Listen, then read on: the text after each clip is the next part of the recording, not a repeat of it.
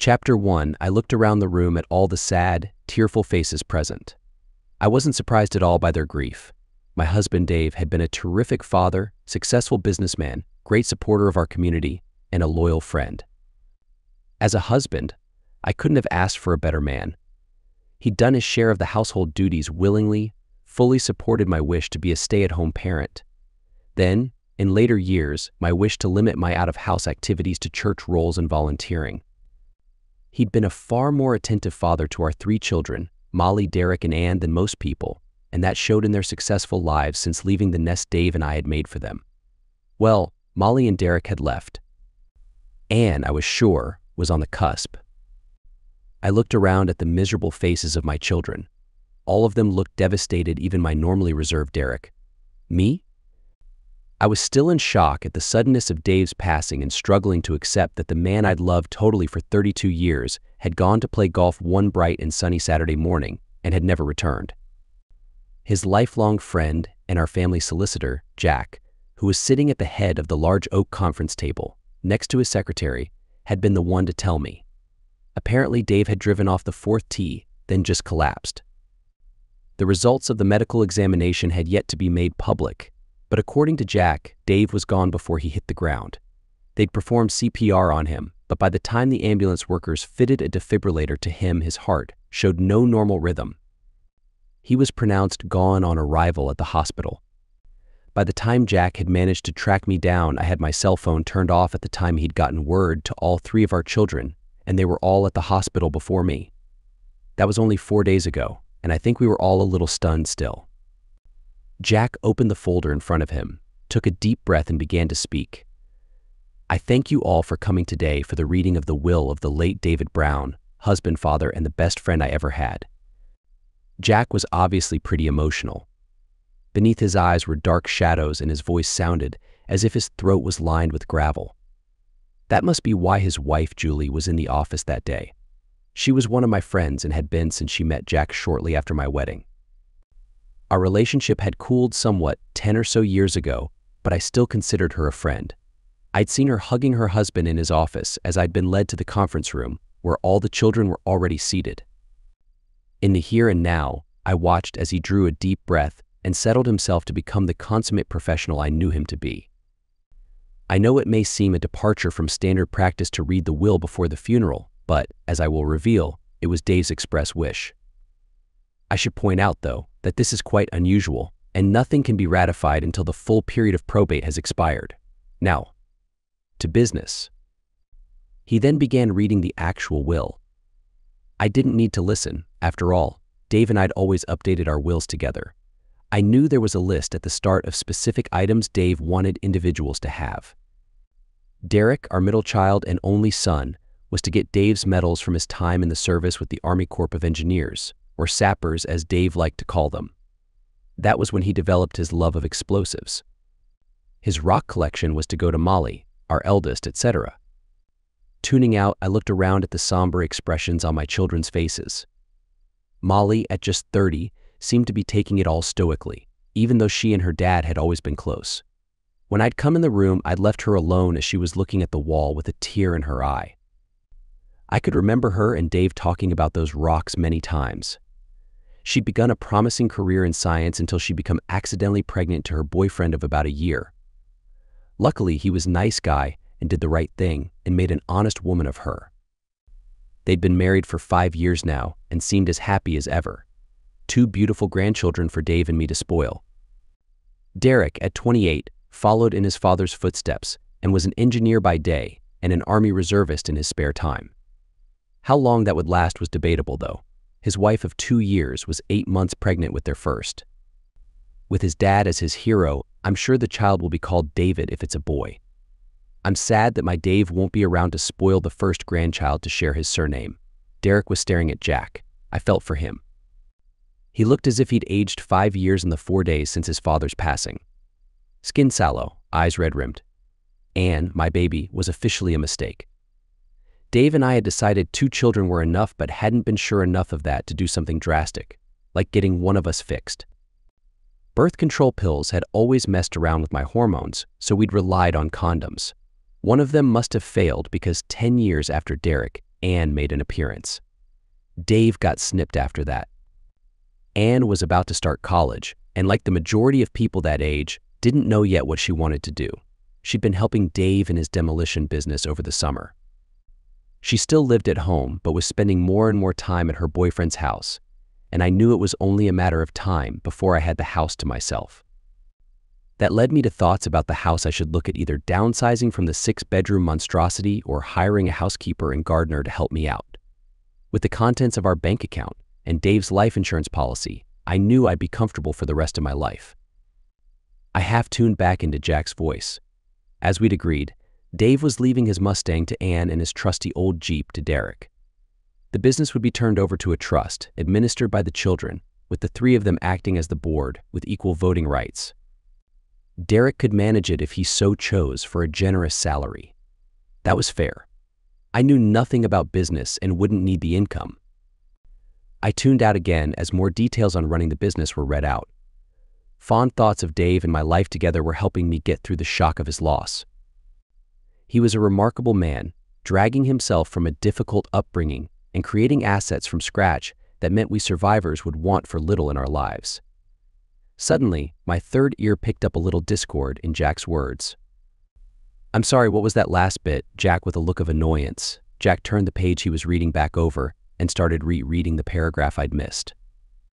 "The house is to be sold with all profits going into a trust to be administered by Jack Purcell, to be used solely at his discretion for the education of my grandchildren from Molly White, Nee Brown, Derek Brown, and Anne Brown.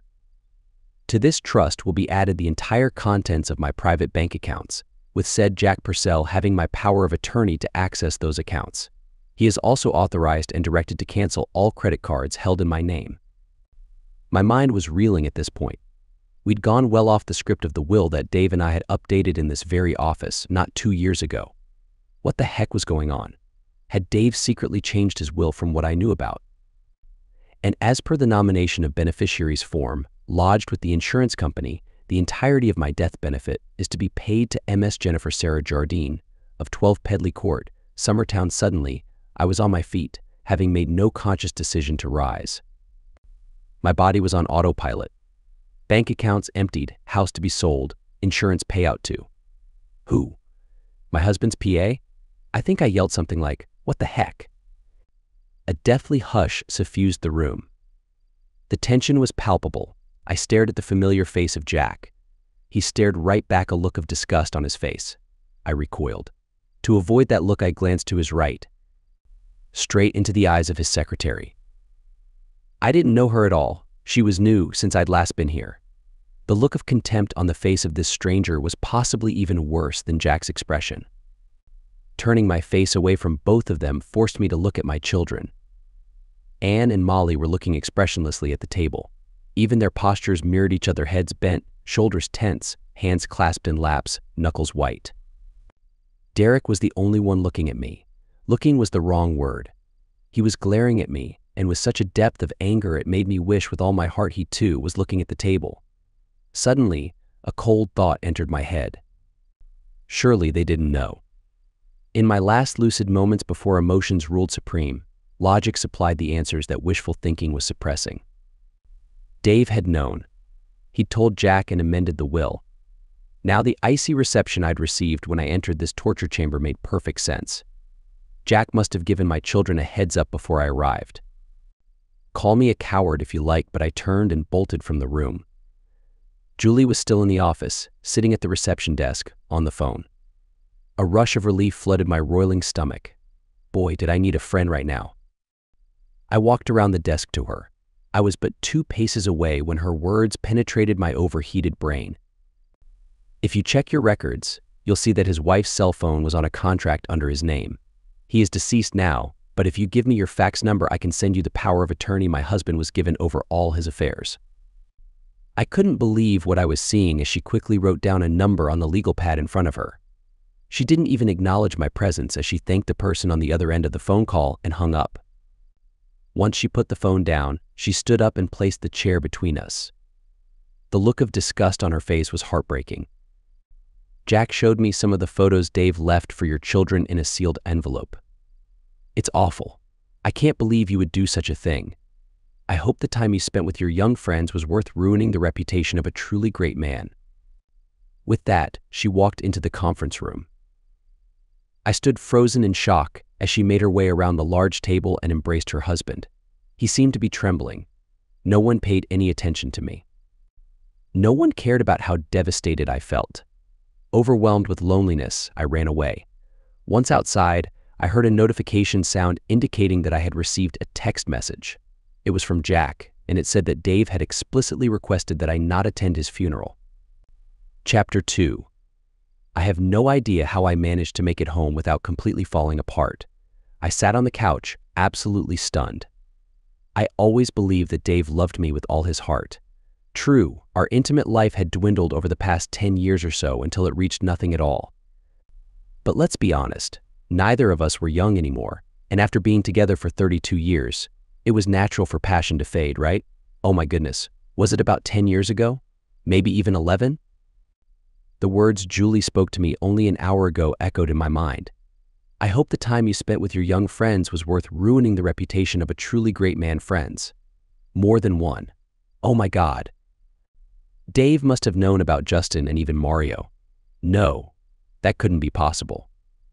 Mario was a long time ago. There was no way Dave could have kept quiet about it for so many years. He must have only known about Justin, and Julie must have made a mistake in the heat of the moment. Yes, that's it. However, even that knowledge had driven Dave to cut me out of his will and, worse, to tell our children. What could make him hate me so much? It was all too much. I grabbed the bottle of gin and poured myself a drink in a highball glass. I spilled some of it because my hands were shaking so violently. The burning sensation in my throat provided some minor relief. How could Dave do this to me? I still loved him deeply. Did he even know that? Did he distance himself from me in the past year because he thought I was going to abandon him?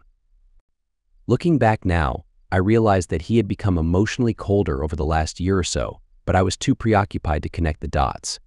I had subconsciously convinced myself that it was due to his own embarrassment about his difficulties. Tears welled up in my eyes once again, threatening to overflow. I blinked them away. I needed to collect my thoughts. I wondered how Dave managed to live with someone like me for the past year and a half. The pain in my chest was unbearable. I pressed my hands against my ribs, as if they could prevent my soul from shattering. Shattering from the pain and fear that Dave must have experienced. He must have believed that I didn't love him, or, even worse, that I was planning to leave him. Why else would he go to such extremes to destroy me? "You're wrong, Dave," I screamed to the empty room. "I never loved you any less. It was just a physical connection with the others. I never intended to hurt you, and I would never have left you." I fell back onto the couch, devastated by one certainty. Dave died without knowing that. My mind drifted off into a state of daydreaming, a defense mechanism, I suppose. Chapter 3. Rita. "Are you in there?" It was my sister Mary's voice. The gravel hitting the open upstairs window and her shouts jolted me out of my hungover daze. I was still fully dressed and lying on the bed in the master bedroom. Stumbling to the window, I looked outside with bleary eyes, then made my way downstairs to let Mary in through the back door. She and her husband had been on a cruise for the past 10 days. As far as I knew, she had no idea about Dave's passing. "Rita, are you okay? I heard about Dave. You must be devastated. Why haven't you been answering your phone still half asleep?" The weight of my loss hit me again, and her questions overwhelmed me. Without saying a word, I let her in, walked over to where my phone was charging, and tried turning it on. Dead. I collapsed onto one of the kitchen chairs and burst into tears as the flood of memories returned. Mary sat down next to me and held my hands in hers. Oh my God. How could they leave you alone in this state? Wait, I'll call Anne. Why isn't she here? Just as she reached for her phone, I let out a loud no, stunning her into immobilization. She sat there as I gathered my strength and mentally prepared myself to lose my sister's respect, along with the respect of the entire world. Finally. Do you remember that time about 11 years ago when Dave was working for the coroner in the act, after that girl died in the demolition accident? Mary nodded. I had been proud at the time that my husband was considered skilled enough in his profession to be called upon as an assistant investigator. Dave was away for nearly 2 weeks. Well, this was harder than I thought. Mary was my younger sister and had always admired me. There was this young guy, Brian, who was on the same church committee as me.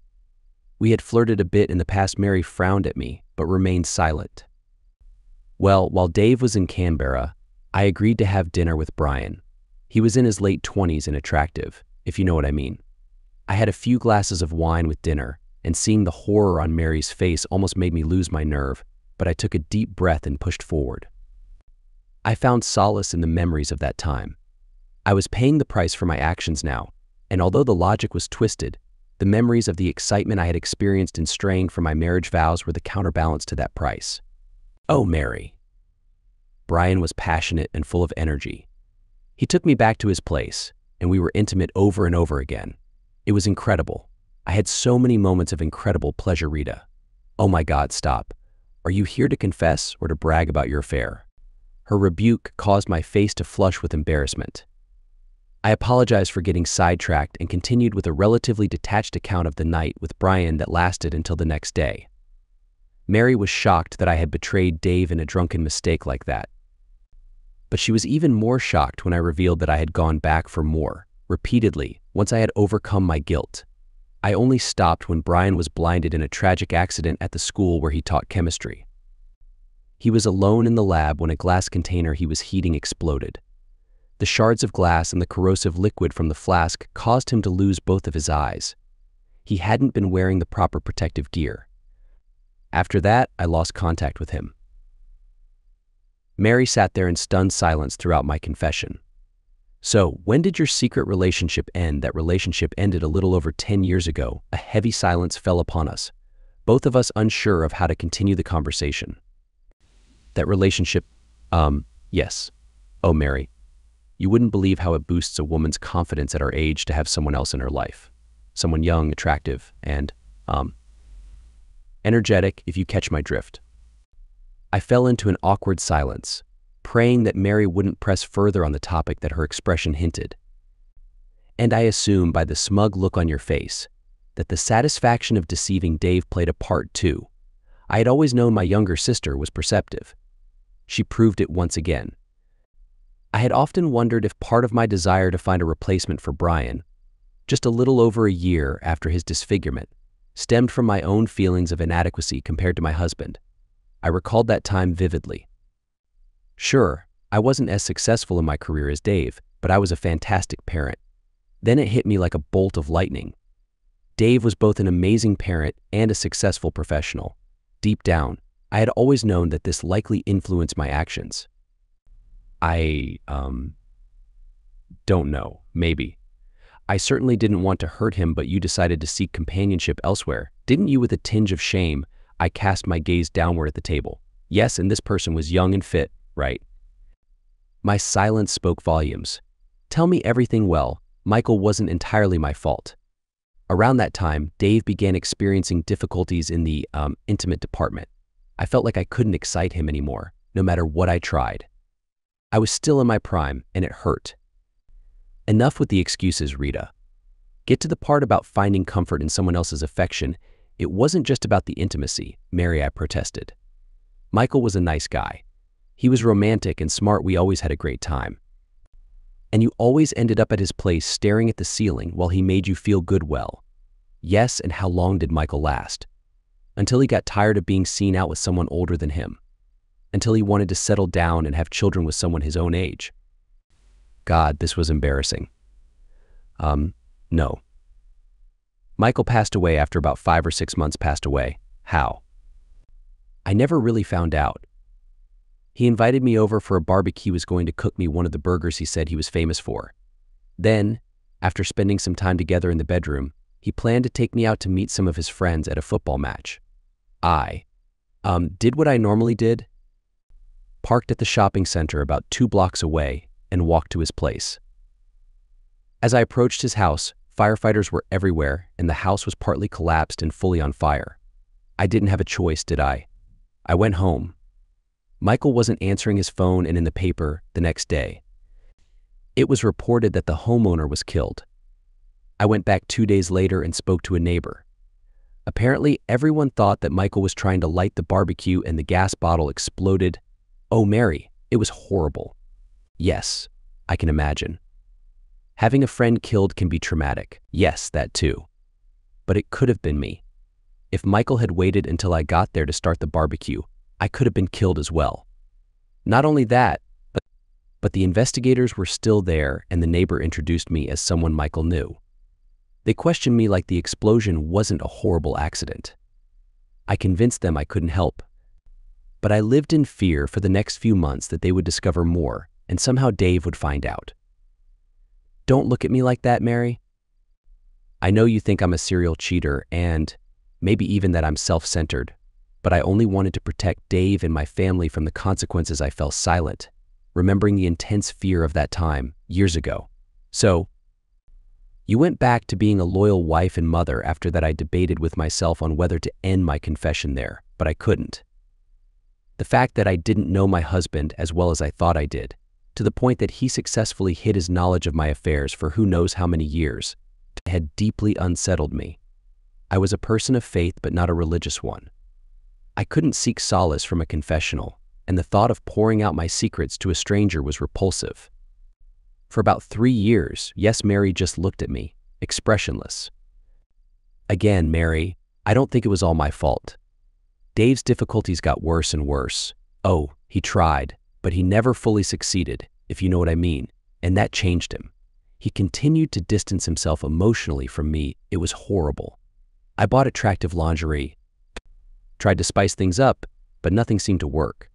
He began spending more time at work and even on weekends. He was still a great father, but being with me seemed to make him uncomfortable or something. Then there was all the pleasure I was missing out on, in the bedroom. It was like all the joy young, well-built men could offer me had control over me.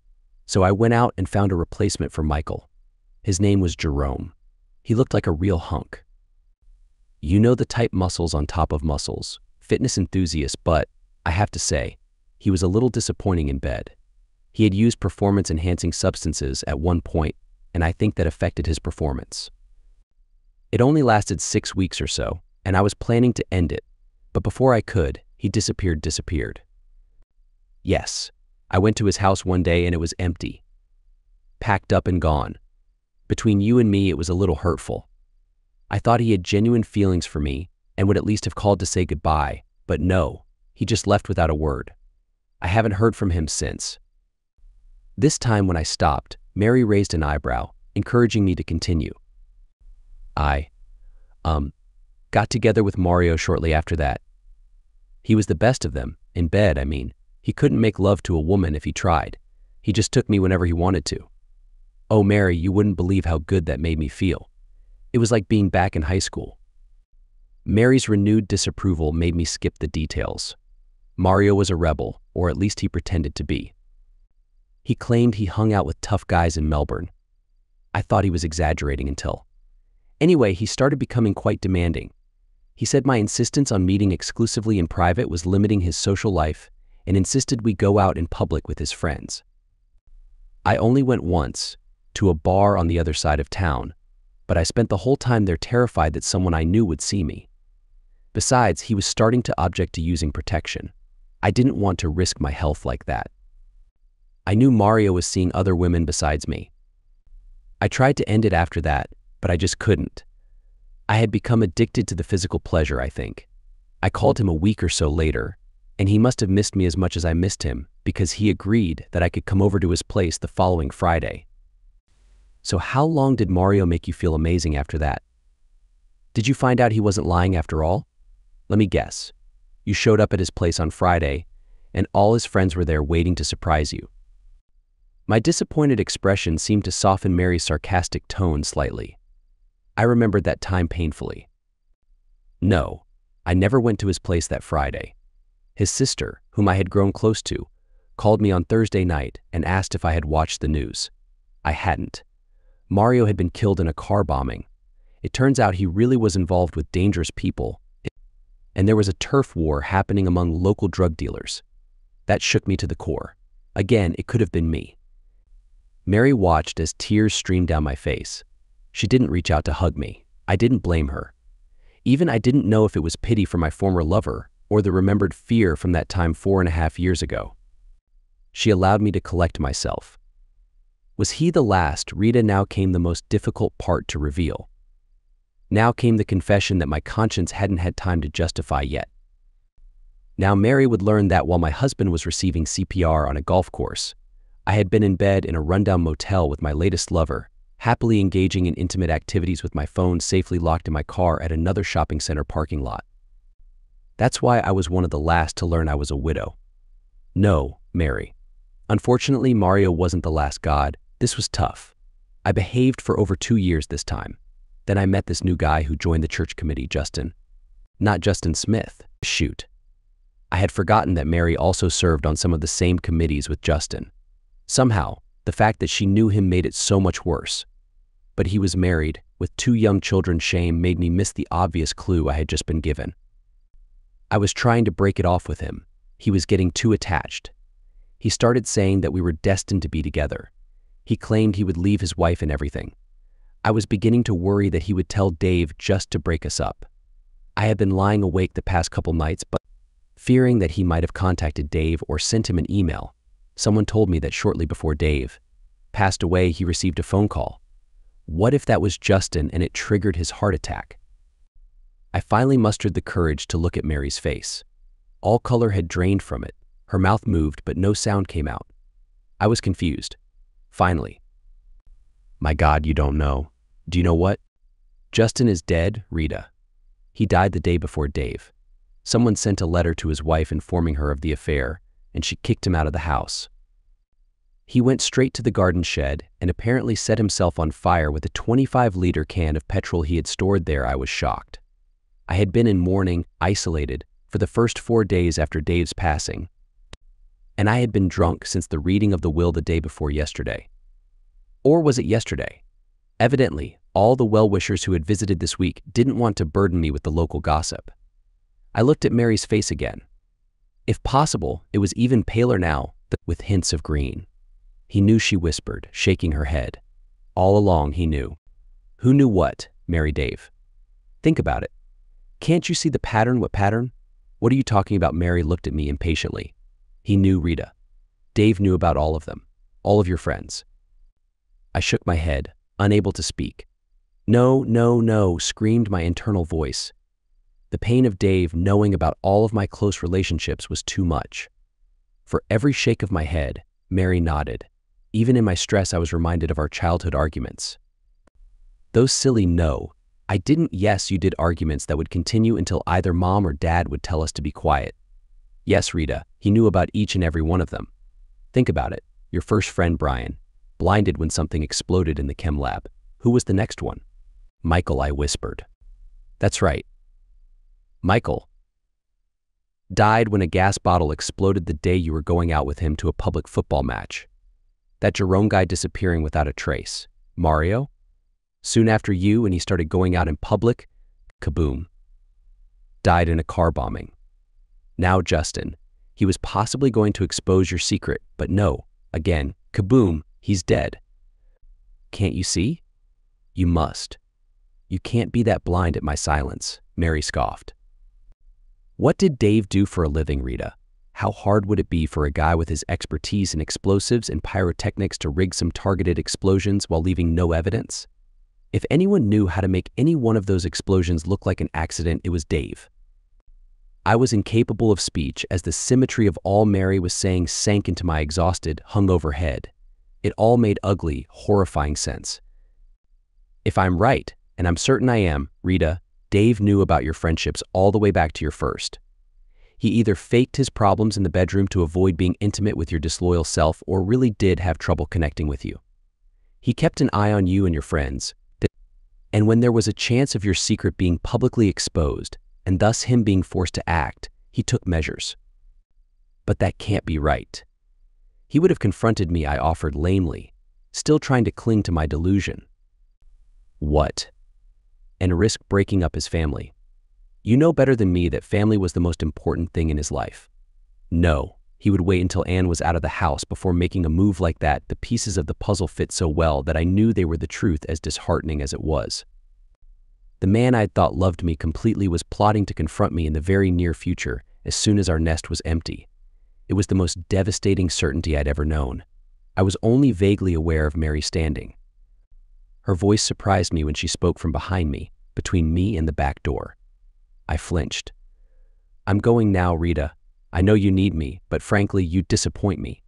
I would never have believed this of you if I hadn't heard it from your own mouth. Besides, I have to cook Pete's dinner." With those condemning words, she left me as well. I have no memory of the following hours, as the next thing I remember, it was dark. Chapter 4. I was roused by quiet noises from the bathroom. Curious and a little afraid, I stood and walked in. Anne was there holding a clear plastic bag with Dave's hairbrush in it. "What the heck?" "Anne, honey, you scared me." "Why do you want that?" I asked, pointing to the brush. She glared at me with an angry expression. I took a step back. "Because, Mother, something Dad asked me to do years ago made sense to me today." I was really confused by her response and hurt by her facial expression. "What?" "When I was about 8, Dad took a DNA swab from me. Told me it was to check for any genetic weaknesses. I believed that at the time, but today it hit me. I think he wanted to check that I was his biological daughter. So do I now." Anne glared at me as the implications of this statement hit me between the eyes. Brian had been my first friend since I'd been married, but Dave didn't know that. By the time I'd recovered enough, I was too late. A glance out the window showed me Anne lugging 2 suitcases down the front path. She turned to walk along the street. I raced outside, but was just in time to see and hear my husband's old Mustang pulling out and away. I'd never felt so utterly alone in my entire life. I used logic to delay the overwhelming emotions I sensed circling, trying to find a way into my head and consume it. I went through what I could remember of Mary's logic, wanting desperately to believe Dave couldn't have known for 11 years. The only evidence to support my wish was my belief that he was too open and honest to hide his knowledge from me. The Dave I knew couldn't have pretended to love me that much. A vague memory came unbidden. The day before the reading of the will, I'd been going through Dave's closet to find a suit for the funeral home. I thought he had more clothes than that.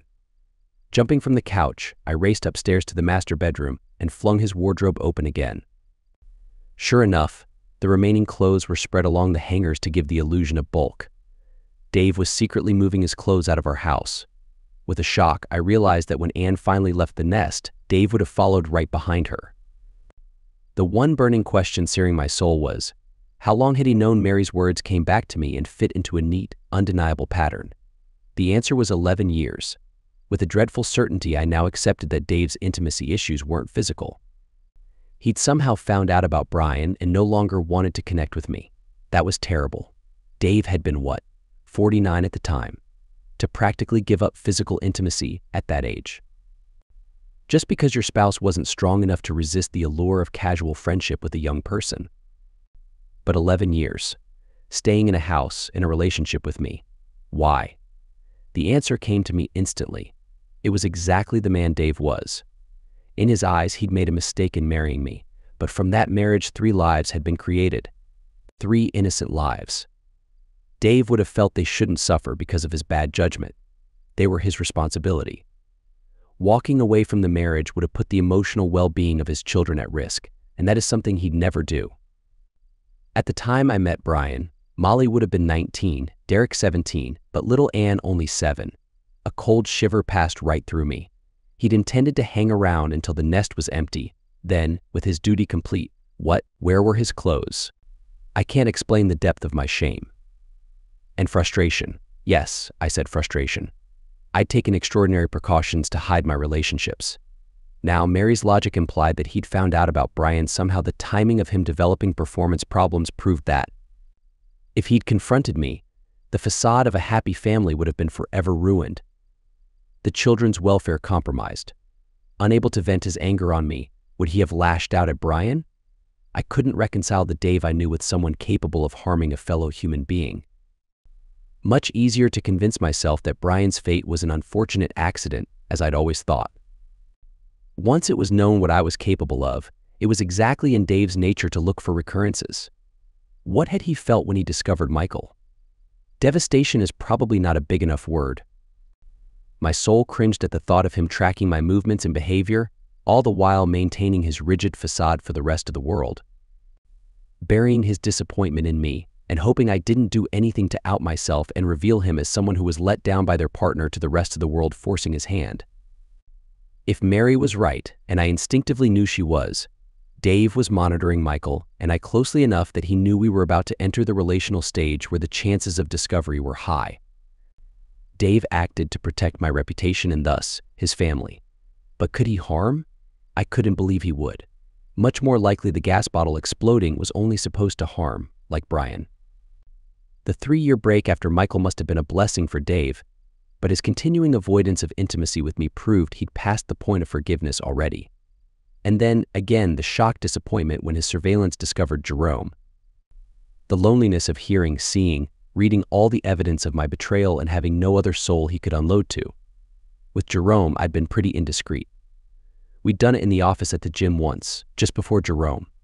Again, the pattern Mary had spotted immediately. How had I missed it? Dave ignoring the threat to his family, until the chances of discovery hit a landmark that only he knew. I wonder if Jerome's bones would be found one day, or he'd simply been made an offer he was smart enough to heed, disappear without a look backward, or how Dave's opinion of me must have sunk even lower when Mario appeared with what now seemed like unseemly haste. Was Dave present in the bar when I went out publicly with Mario for the first time? Did he sweat from the threat of my exposure? Was I not the only one fearfully scanning the bar for familiar faces? For lingering looks? If only Dave had known my resolve to never go out in public with Mario again, or never loosen my unshakable insistence on taking necessary precautions. That way I could have saved his soul the tarnish of harming for the second, or was it third time? The 3-year break between Mario and Justin must have been a relief for Dave. Did he have hopes he could get all the way to an empty nest in his escape without another casualty? Did he have someone by that time who could share the debate on whether Anne was old enough to be emotionally untarnished by him revealing my shame and breaking up with the family? Whatever. I knew Justin well enough to know he wouldn't have felt bad enough about the destruction of his family to harm himself the way they said he did. His agonizing last few seconds on Earth when he walked into his shed and Dave's trap did not bear thinking about. For once, I hoped and prayed there wasn't an afterlife. Dave deserved a long and happy one, but after the actions I'd forced on him. All the logic and theorizing made perfect sense after 3 big glasses of gin. What didn't quiet were my thoughts of Dave's loneliness throughout it all, and my frustration at the thought I'd never know what tipped him off in the first place. When did he see through my act? How exactly had he found out? And the worst, when was the first time he'd said, "I love you," and been lying? The gin bottle was empty when my shame finally morphed again. This time to a horribly bad conscience as I realized myself had been the one who harmed those men. Not Dave. Dave had merely been the instrument. If I had been strong enough to keep my emotions in check, or, at the very least, cautious enough to keep my relationships discreet, each and every one of my ex-lovers would be alive or whole today. Gutted, and with the gin finished, I reached for the bourbon. Chapter 5, I was still feeling a bit out of it 3 days later when Derek called me to remind me not to go to his father's funeral. I got the feeling he didn't really want to be the one to break it to me. After delivering the news in a cold manner, he abruptly ended the call. Despite feeling down, I went to the front step and collected the past 3 days' worth of newspapers. There it was, Dave Brown's funeral at 3 in the afternoon. Everyone was invited to the service, but the burial itself was private. I may or may not have been in the right state to drive, but I did so anyway. Not wanting to cause any trouble, I made sure to stay far away from the graveside and watched from a distance. I couldn't help but hope that Dave's spirit would be there and that I could apologize to him.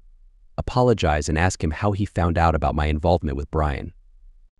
A sweet and comforting drink kept me warm as I observed Jen, Dave's longtime personal assistant, playing the role of the grieving widow. It pained me to see my 3 children comforting her, which made me realize that they knew she meant more to Dave than just an assistant. Jen dramatically fell to her knees as the coffin was lowered. Derek helped her up and supported her. They were the last ones to leave the graveside. I shivered as I approached, ready to say my goodbyes. Just as I closed my eyes hoping to sense Dave's presence, I heard a loud scream behind me. I turned around to see Jen charging towards me with her hands like claws. I quickly backed away as Derek and Ann subdued her and led her away. Molly stayed behind to keep an eye on me. Molly was about to walk away without saying anything when I spoke up. What is she so upset about? She received a substantial sum from Dave's life insurance. Why are you using such harsh words? Her love and support kept my dad going in his last few years. Dad left us a letter. When he couldn't bear the strain of dealing with your actions any longer, she was the one there for him. I am grateful to her for keeping him company during his tough times. But why does she hate me? Are you really clueless, or are you just pretending? She blames you for taking away the man she loved. She only confessed her feelings to Dad a few years ago, but their relationship remained purely platonic until you started being promiscuous with that Justin guy. It took him a long time to become intimate with her. She believes it was because you had damaged his self-esteem and he had difficulties performing with her. It was only after he passed away that she found out he had bought some black market medication, and she is convinced it contributed to his heart attack. With that, Molly turned away and quickly caught up with the rest of her family. I considered chasing after her and telling her about my suspicions regarding her father's true character, but I couldn't bring myself to do it.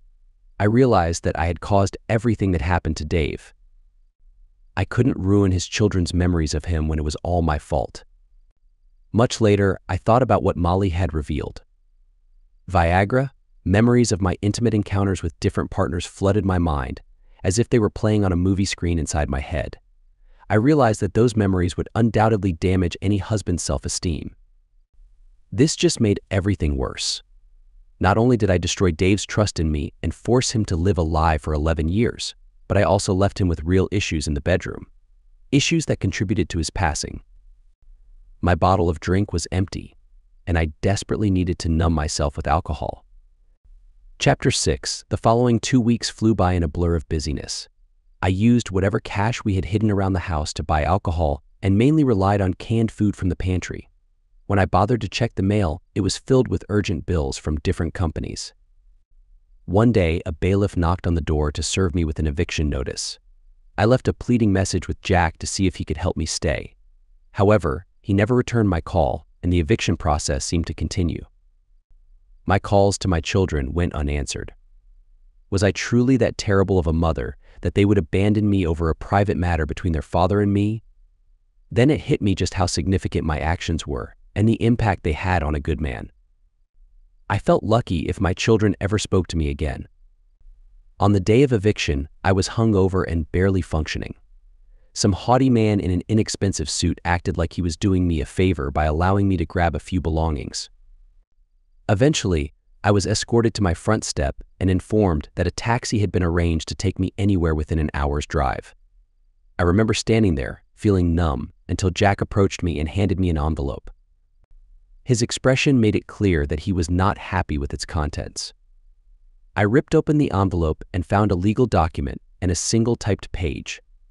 The page explained that Dave had made arrangements for a small one-bedroom apartment for me and a modest allowance to prevent me from starving. Oh, Dave, a truly kind man until the end. The legal document was indeed a title deed.